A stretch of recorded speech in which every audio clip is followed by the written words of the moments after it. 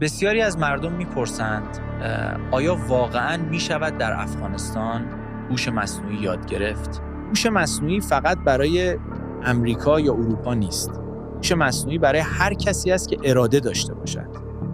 امروز جهان با سرعت در حال تغییر است.